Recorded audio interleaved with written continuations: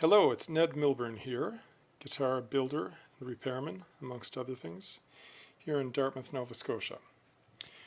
Today on the bench I have a Taylor guitar that I have just finished up, and this Taylor needed a proper setup as well as I put in a new bone saddle because Taylor outfits them with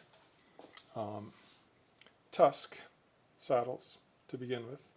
Tusk is a proprietary blend of plastic. As far as plastic saddles go, Tusk is actually a good saddle, good quality. But bone is better, and for different reasons. Anyhow, I won't get into that today. The nut is still the Tusk nut. That's fine. You don't gain as much by changing the nut out if the nut slots are cut properly and if the nut is in place well. So we tried to save the client, the guitar owner, some money by not changing that out this time. We did change out the saddle, and it's a compensated saddle. I lightly sanded and oiled the ebony bridge and did a nice cleaning of the fingerboard. The fingerboard was showing years of wear and non-cleaning.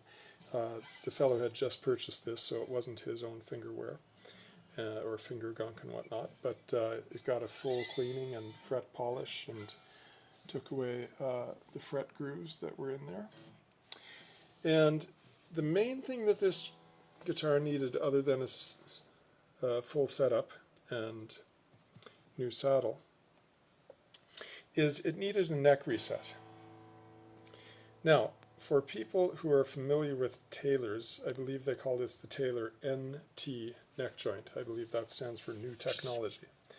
I have some photos here to show you what it's like. There are two different shims that they use, and they will send new shims. You can buy new shims and whatnot, but there's the shim that actually goes there on the vertical portion of the heel. And then here's this flat shim that is for the horizontal portion of the fingerboard extension. Very interestingly, it actually has a magnetic pickup underneath there. So that's a cool innovation that they have, and I'll buy that one. That's pretty cool. Now, the trouble is, and I've seen this with other Taylor guitars, is the neck block they use over time. Whoops, and there's my alarm, daily alarm that goes off at this time of day. Apologies for that. So the heel block that they use inside the guitar, which I'll try and show you here with a mirror and a light. Lighted mirror.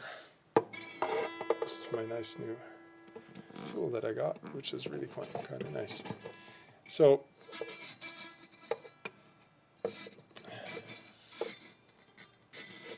can't see it too well, but the heel block is basically shaped like an L.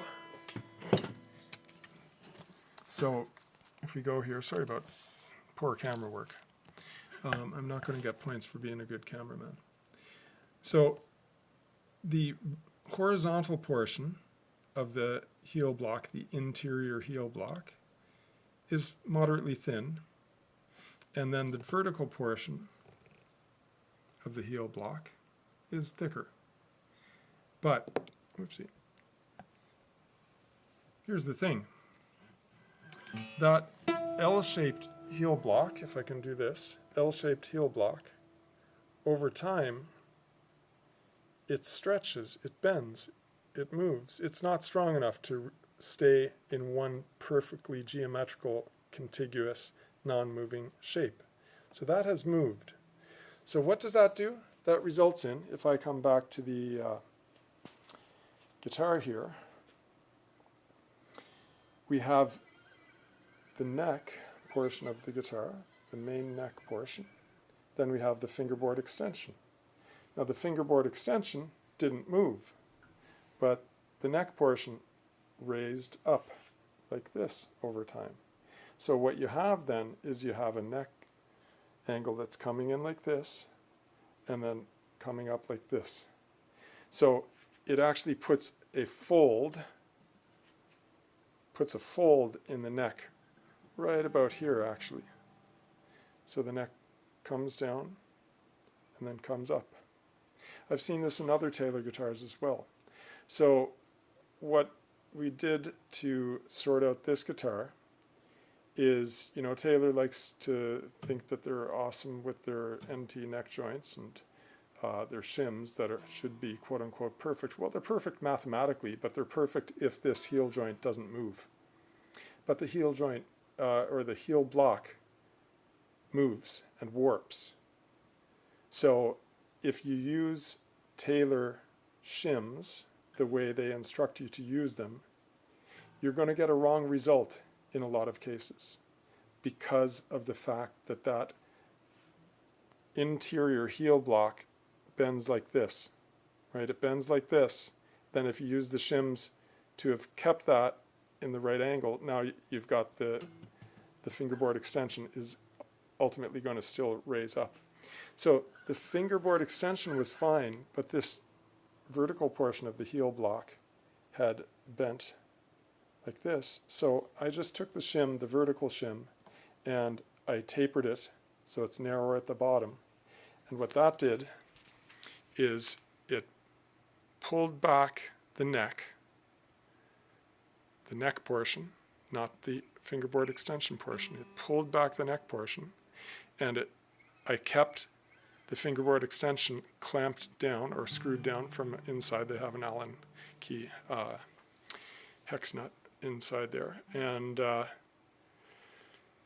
anyhow, now we've got a fingerboard that has the correct angle all across the fingerboard instead of having this portion raised up, which means you would have buzzing even all the way down to the bottom. And there's actually a pro musician here a few years ago. He got angry at me because I did a setup on his guitar, a new saddle, and his guitar was experiencing a similar thing, especially his last fret was high on a Taylor guitar, and the guitar was buzzing.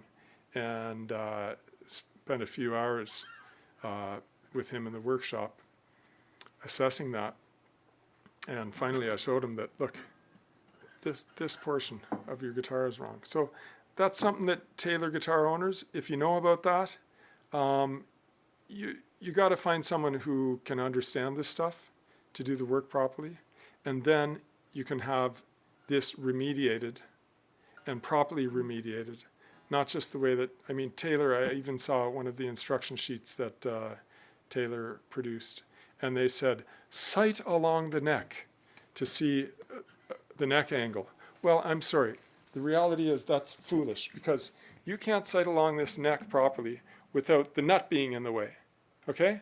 So if you're doing this, that's foolish. If you go to the side, well, the fingerboard has a curvature to it, so anything that's an angle across the fingerboard is going to also induce a margin of error.